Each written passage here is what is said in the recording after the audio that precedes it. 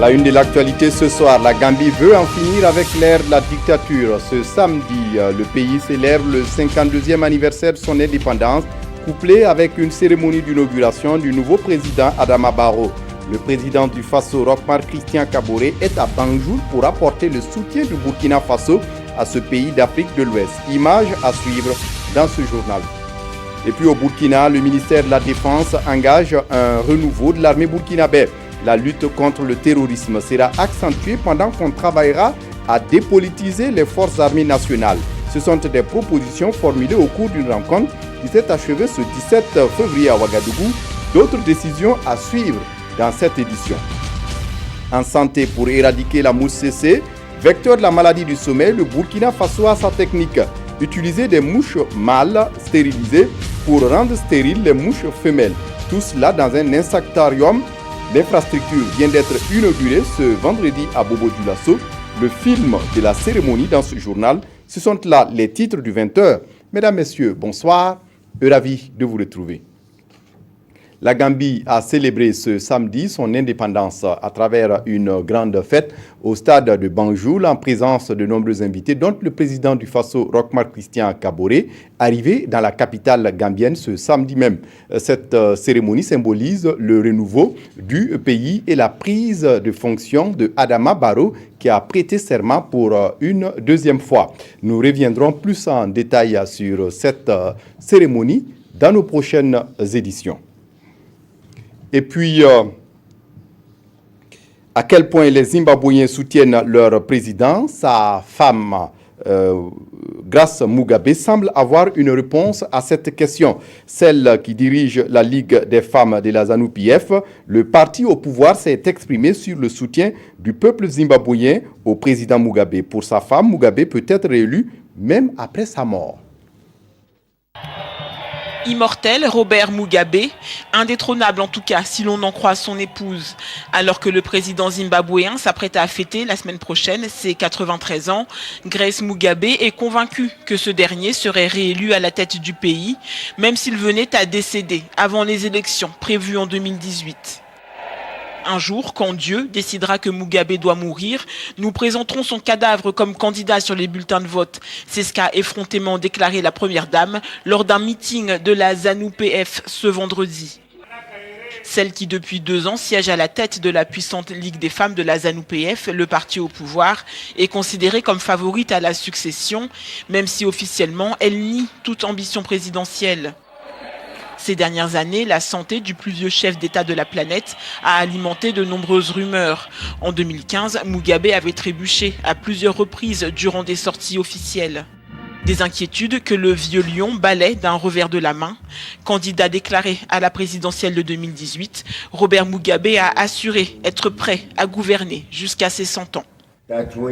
Ainsi va l'Afrique. Le ministère de la Défense engagé pour un renouveau de l'armée nationale. Ce week-end, ces cadres se sont réunis pour une réflexion autour de ce sujet. Et au terme de la rencontre, des propositions notamment sur le redéploiement des troupes sur le territoire et accentuer la lutte contre l'insécurité et le terrorisme. La rencontre a aussi consacré des propositions liées à la dépolitisation de l'armée et le renforcement de la gouvernance dans l'armée. Des détails avec Salif Belem et Dramane Guéné. C'est la fin de 3 jours de réflexion sur la mise en œuvre du plan stratégique 2017-2021 pour la réforme des forces armées nationales. Ce premier conseil d'administration de l'année et sous l'ère Sadou a eu le mérite de revenir sur les options prises dans le sens du renouveau de l'armée nationale. Les axes ont été déclinés, la dépolitisation des forces armées, l'équipement des forces armées, la gouvernance, la responsabilité, le contrôle. Et aussi, bien entendu, le moral et les traditions dans nos forces armées. Voilà les principaux axes sur lesquels les différentes sous-commissions se sont penchées bien avant l'aboutissement de ce plan-là. Actualité sécuritaire oblige, les chefs militaires ont fait aussi des propositions pour l'efficacité des interventions militaires à l'intérieur et à nos frontières. Des propositions pertinentes ont été faites en vue du déploiement de nouvelles unités dans certaines zones. En outre, la mise à niveau des effectifs des corps et la mise en place d'une unité de lutte antiterroriste par région militaire renforceront assurément les capacités opérationnelles de nos forces, notamment dans la lutte contre le terrorisme. Pour Alassane Monet, le renseignement apparaît comme le maillon faible de la sécurité burkinabé. Alors, une réorganisation de ces structures s'impose, l'accroissement de son effectif et la formation avec. Après un an de gestion des mairies, des difficultés réelles qui ne sont pas insurmontables. C'est le constat du NTD, le nouveau temps pour la démocratie. Le parti a réuni ce samedi ses militants pour faire le bilan de ses activités, mais aussi de sa participation à la gestion des communes. À ce propos, on revoit les propositions avec Vincent Kiendrebego. Le NTD, Nouveau temps pour la démocratie, tient ici sa première session de 2017. Avec ses militants et sympathisants, le bureau exécutif dresse le bilan de ses activités de l'année écoulée. Suite au municipal de mai 2016, le NTD est à la tête de 9 communes pour une gestion plutôt difficile. Nous avons des difficultés avec certains partenaires politiques parce qu'au niveau local, ce n'est pas facile. Donc ça fait que nous avions fait des recommandations. Les recommandations de dire que l'essentiel pour nous, c'est la coordination que nous aurons avec le ministère en charge de l'administration territoriale pour ces questions de mairie où on doit reprendre les élections.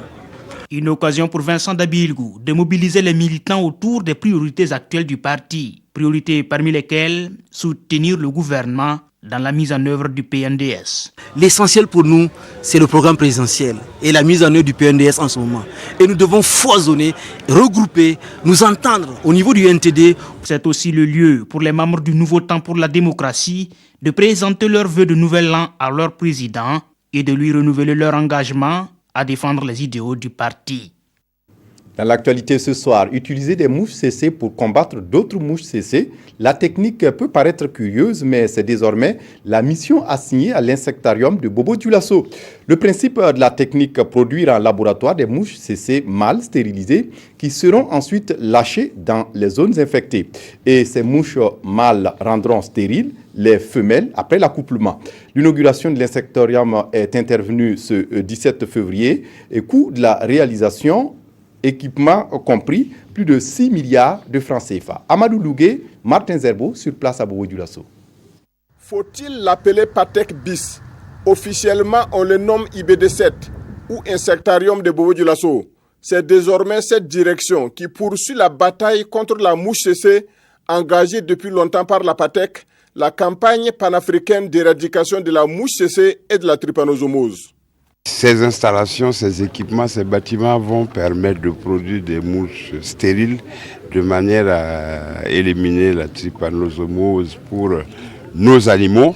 Donc nous, c'est sûr que ça va se faire, mais ça va permettre aussi d'aller au-delà et d'avoir des mouches aussi pour produire le même phénomène dans les pays intéressés qui sont nombreux. Voici l'équipe dirigeante de cette structure. Forte d'une quarantaine de personnes, son principal défi, produire en quantité des mouches mal stérilisées, des mouches dotées d'une curieuse mission, contribuer à éliminer les autres mouches sauvages après l'accouplement. Lorsque ce mâle stérilisé va s'accoupler avec une femelle dans la nature, la femelle ne va plus se reproduire ou s'accoupler. Du coup, elle n'aura pas de descendants. Elle-même, elle va vieillir et mourir. La mouche mâle stérile qu'on a lâchée dans la nature va également mourir avec l'âge. Selon les techniciens, environ 1 million d'insectes stériles seront produits chaque semaine dans ces laboratoires. La réalisation de ces infrastructures, bâtiments et équipements confondus, aura coûté à l'État et à ses partenaires 6 milliards de francs CFA. De son côté, le ministère de la Femme, de la Solidarité nationale et de la Famille et ses partenaires durcissent le ton contre les grossesses non désirées ou précoces ou les IST, VIH, SIDA dans 3 régions du pays. Un projet déploie depuis 2003 ses activités. C'est le projet d'appui aux politiques de santé et de population qui développe un mécanisme de sensibilisation au profit des acteurs de lutte contre ces maux qui minent l'épanouissement de la femme et de la jeune fille au Burkina. En quoi consiste ce mécanisme? Des détails avec Désiré Iboudo et Mamadi Ouedraogo. Le projet d'appui aux politiques de santé et de population revit ses mécanismes de sensibilisation en matière de santé sexuelle et reproductive au Centre S. À travers cet outil pédagogique sur le genre, la santé sexuelle et de la reproduction, il entend endiguer le phénomène des grossesses non désirées et du VIH-Sida dans 3 régions du Burkina qui sont le plateau central, le centre-sud et le centre-est. L'outil, il faut le dire, ça a été vraiment élaboré de façon participative pour donner des informations vraiment claires et précises à un public jeune, les sensibiliser sur des thématiques en lien avec les grossesses non désirées, les avortements, les IST, le VIH-Sida. Ces 2 jours de travaux en plénière ont permis aux participants, composés notamment des éducateurs, des membres d'associations et des infirmiers, de mieux s'imprégner du contenu de cet outil de 70 pages. Séance tenante, ils ont fait des suggestions, mais aussi pris des engagements pour une meilleure atteinte des objectifs escomptés. L'atelier, en tout cas, est très utile pour nous et nous allons profiter, en exploiter et pour pouvoir continuer. Et surtout, la vulgarisation des outils au niveau des écoles et surtout il faut former les enseignants dans ce sens parce qu'il est bien vrai que nous faisons des leçons de puériculture dans nos classes, mais il n'y a pas tellement de documents qui parlent de ça, il faut piocher par-ci par-là. Dans les jours à venir, les promoteurs comptent organiser d'autres actions de sensibilisation telles que des causeries éducatives, des émissions radiophoniques et des théâtres fora en vue de mieux toucher la communauté de base pour un changement de comportement sexuel. Autre actualité dans ce journal, comment assurer une meilleure protection des ressources en eau dans un contexte marqué par une forte pression sur l'environnement. La question taraude le comité de pilotage du PAGIR qui réfléchit en ce moment sur de nouvelles orientations en matière de protection accrue des ressources en eau. Reportage Bouma Ernest Nibier. Pour cette ménagère, fini le stress hydrique. Une borne fontaine à portée des mains. Cette adduction d'eau potable simplifiée sont ainsi réalisées dans la commune rurale de Dapelgo, alimentée par ce château d'eau, une œuvre de la Croix-Rouge burkinabé. Nous faisons la mobilisation au niveau national, au niveau international, pour pouvoir intervenir et soulager les populations à la base. Ces réalisations ont été possibles grâce à des partenaires luxembourgeois. Et je suis tout fier de cette journée où nous arrivons au bout d'un projet de 3 ans avec la commune d'Apelogo, en partenariat avec la Croix-Rouge du Burkina. Notre partenaire depuis très longtemps, on a déjà commencé à travailler dans les années 60, on a retrouvé des traces de collaboration depuis très longtemps. Et après un premier projet sur l'eau dans la commune voisine de Pabré, là on est fiers aujourd'hui de pouvoir inaugurer les installations sur la commune d'Apelogo. Joie de la population bénéficiaire, mais aussi satisfaction de l'autorité régionale qui a inauguré les infrastructures. Cette activité s'inscrit en droite ligne dans le plan national de développement économique et social, c'est-à-dire 0 corvée d'eau et eau potable et assainissement pour tous, à l'horizon 2030. Avec ces adductions d'eau potable, ajoutées à de nombreuses latrines déjà réalisées dans la commune, Dapelgo se félicite de marquer un pas significatif en matière de services d'eau potable et d'assainissement. Vous l'aurez compris, de l'eau potable apportée aux populations de Dapelgo et ce week-end, 7 adductions d'eau potable simplifiées ont été inaugurées dans cette commune rurale du Kadiogo. Il s'agit de bornes fontaines disséminées à travers la commune et alimentées par un château, de quoi apporter le sourire aux ménages. Et c'est un reportage de Nongba Kouda et de Vincent Tiendrebego. À présent, nous revenons sur les orientations du PAGIR à travers son comité de réflexion qui s'est tenu ce week-end pour apporter de nouvelles orientations. On suit le reportage de Bouma Ernest Nibier. Près de 69 milliards de francs CFA pour mener à bien les nouvelles orientations du programme national pour la gestion intégrée des ressources en eau PNGIR 2016-2030. Pour la période 2001-2015, le comité de pilotage a fait plusieurs réalisations telles que la modernisation du cadre juridique du secteur de l'eau et l'opérationnalisation des agences de l'eau. Il y a d'abord le recentrage des missions de l'État sur ses activités régaliennes. Ça, c'était un premier pas. Il y a aussi la construction de nouveaux espaces de gestion, notamment la création des 5 agences et bassins. Il y a eu d'abord, disons, l'amélioration du cadre juridique du secteur de l'eau. Selon le président du comité de pilotage, les résultats engrangés dans les phases antérieures du programme sont satisfaisants. Et mieux, le PNJIR 2016-2030 vise, à travers de nouvelles orientations, à répondre aux besoins des Burkinabés dans la gestion intégrée des ressources en eau. Le renforcement des capacités des structures de gestion. On a dit qu'on a mis des espaces de gestion, on a mis des agents de l'eau, dont l'objectif c'est encore de permettre à ces agents de l'eau-là d'être encore plus opérationnels, d'avoir des outils de gestion. Il y a effectivement le développement d'outils de gestion comme les chemins directeurs d'aménagement et de gestion de l'eau. Le programme national pour la gestion intégrée des ressources en eau s'étale sur 3 phases, chacune d'une durée de 5 ans. Selon le secrétaire permanent, le budget prévisionnel de la première phase 2016-2020 est estimé à 26 milliards de francs CFA. De l'eau, il en faut aussi pour l'agriculture. L'UEMOA a initié un programme de construction de plateformes agricoles intégrées qui fonctionnent avec l'énergie solaire. Mais la technique n'est pas bien maîtrisée, d'où cet atelier d'immersion tenu ce 17 février à Ouagadougou. Des détails avec Adissa Nogo. Les pratiques culturelles non adaptées ainsi que les changements climatiques entraînent une faible productivité agricole. Pour y faire face, ces acteurs du développement rural procèdent ici au lancement du programme national de construction de plateformes agricoles intégrées avec l'énergie solaire, thermodynamique et voltaïque. L'objectif est de créer une zone de développement économique rural à partir de l'énergie solaire. Cette centrale va permettre d'alimenter une parcelle d'irrigation d'au moins 5 hectares, d'alimenter, d'électrifier, comme je le dis, le village, ou une partie, d'installer des infrastructures, en tout cas de faire beaucoup de choses vraiment concrètes pour les paysans.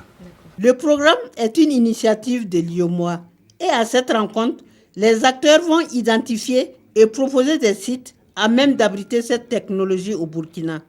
Le projet se fera en 2 grands modules. Le premier sera l'installation, la construction des modules d'énergie et ensuite la mise en route des applications qui vont générer des ressources, des revenus pour les populations rurales.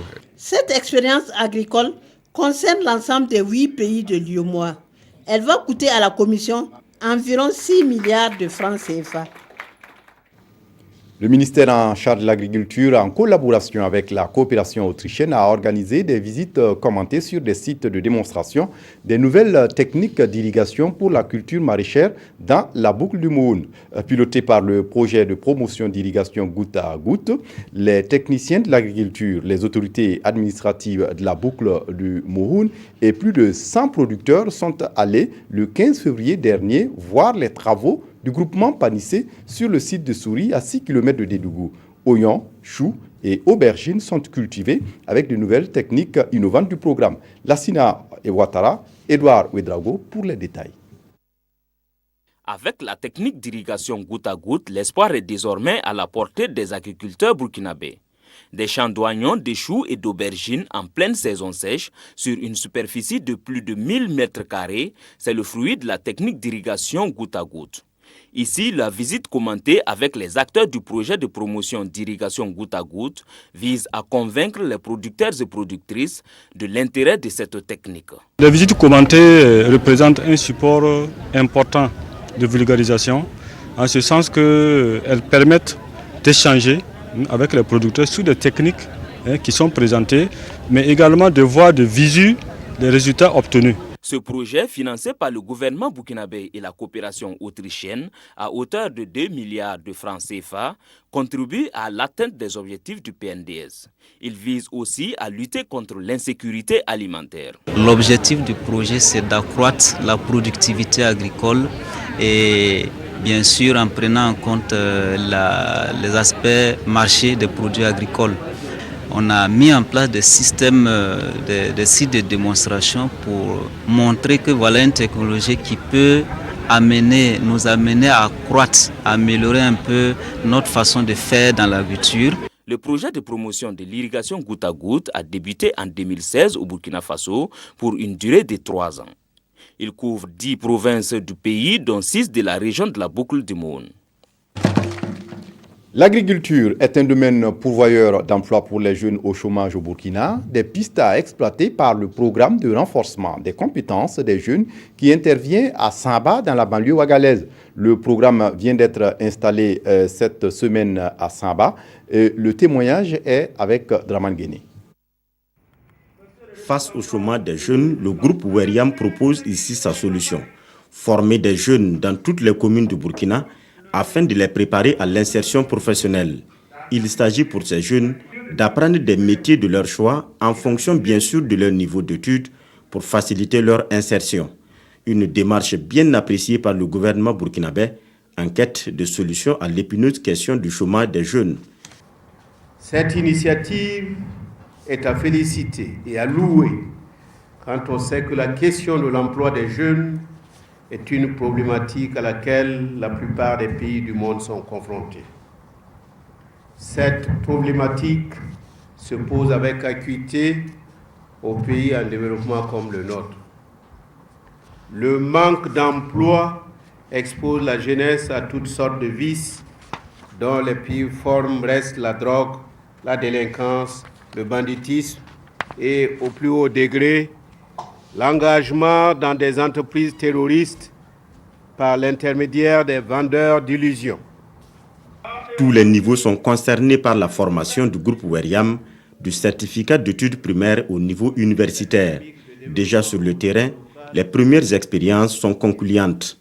Quand on va aller, je prends un exemple à Niaologo pour collecter des données, on va envoyer, si c'est de Ouagadougou, on va envoyer des agents en payant les transports, les logements. Mais si nous trouvons les jeunes sur place, nous allons économiser ces aspects-là. Et en plus, les jeunes qui sont sur place gagnent de l'emploi. Donc ça crée une dynamique d'employabilité au niveau local, de sorte à mieux occuper les jeunes au niveau de sa commune. C'est en 2017 que le groupe Weriam s'est lancé dans l'accompagnement des jeunes dans leur quête de l'emploi.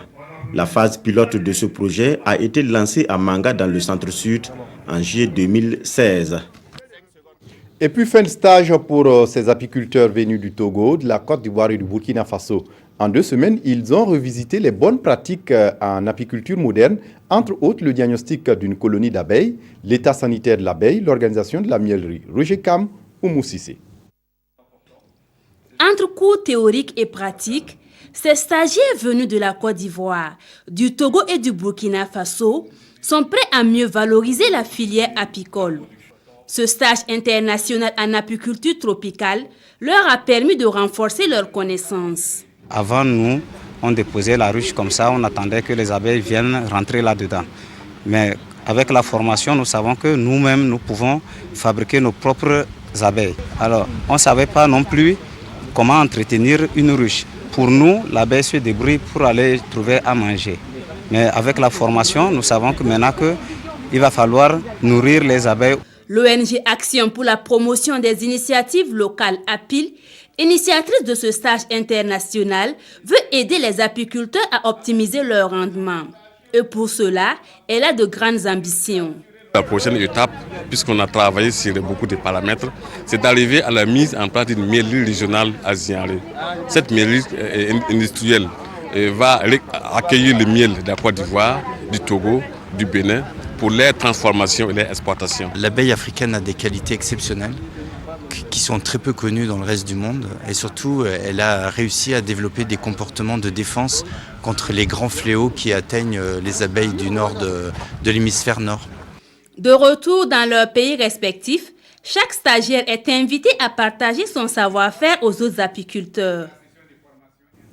En culture, le Sénasa s'ouvre après un temps de réflexion. Après 8 mois, en effet, la salle de spectacle a fait peau neuve. Un nouveau visage présenté hier aux journalistes et aux artistes en présence de Mariam Dao et Oumar Zombré. Salle de spectacle, studio d'enregistrement et salle de répétition innovées avec des commodités. Désormais, le Senasa répond aux critères techniques et esthétiques des acteurs du monde de la culture. La rénovation du Senasa, c'est une fierté pour nous, autres artistes, franchement. La salle de répétition, ça donne l'envie de répéter. La salle du spectacle donne l'envie de faire des spectacles. Et je crois que en 365 jours, si un artiste n'est pas passé faire un concert au Senasa, c'est quelque chose qui ne va pas. L'acoustique y est, la sono y est, tout y est, la climatisation, on dirait, il n'y a rien à dire. Cette coupure de ruban marque la rouverture du Senasa. Les travaux de réfection ont coûté plus de 200 millions de francs CFA, dont 100 millions offerts par le ministère en charge de la culture. Le Senasa avait besoin de toilettage et surtout de réhabilitation pour permettre aux artistes de prester dans des conditions optimales. José Kizerbo l'a dit, une culture sans infrastructure, c'est comme un vent qui passe. 2017, équipement, évidemment, des concepts, des créations artistiques. J'attends des artistes qu'ils me proposent de beaux spectacles parce que j'ai envie de faire un label de qualité. Moi, je l'appelle la reine mère. Moi. À cette cérémonie, un hommage a été rendu à Nick Dombi, décédé en 2004, un artiste qui a valorisé la culture burkinabé à l'international. Pour le ministre Tahirou Bari, la gestion efficace de ces infrastructures culturelles reste un défi qu'il va falloir relever. Et puis on referme ce journal. 2 troupes burkinabè ont pris part du 9 au 10 février dernier à la 8e édition du Festival international Triangle du Balafon à Sikasso. Interrompu depuis 2012 suite à la crise survenue au Mali, ce festival renaît de ses cendres. 9 troupes de 4 pays ont pris part à cette compétition avec des fortunes diverses comme moisson. Le bilan de cette participation a été dressé au cours d'un point de presse ce vendredi 17 février à Bobo-Dioulasso. Sur place, le témoignage de Moumouni Baro. Le bilan de la participation des troupes burkinabè au Festival international Triangle du Balafon, objet de ce point de presse. Créé à Sikasso au Mali en 2004, ce festival vise à offrir un cadre d'expression aux praticiens de cet instrument, le balafon. C'est un festival qui se veut fraternel, solidaire et intégrateur, conformément au credo d'intégration de l'UEMOA et de la CEDEAO. Le festival s'inscrivait parfaitement dans l'esprit de la déclaration universelle de l'UNESCO sur la promotion de la diversité des expressions culturelles. Après 4 années d'interruption, crise sociopolitique au Mali oblige, ce festival revient sous le signe de relance et de la participation du Burkina. C'est un bilan positif qui se dégage. Le Burkina, effectivement, s'en est bien sorti en remportant le 2e prix du festival et le prix du meilleur balafoniste à travers M. Souleymane Diabaté de la troupe de Kantigi. Alors, le 2e prix est revenu à ce qu'on appelle le prix de l'intégration. Le prix est revenu à l'ensemble artiste de Bolmokoté. Et cela lui a donné droit à un trophée, à une attestation et une somme de valeur d'1 million de francs CFA. 9 troupes de la Guinée-Conakry, de la Côte d'Ivoire, du Mali et du Burkina Faso ont pris part au Festival Triangle du Balafon 2017. Une édition qui s'est tenue du 9 au 10 février à Sikasso, au Mali. C'est tout pour ce journal. Merci de votre attention. Très bonne suite de programmes sur la RTB. Au revoir.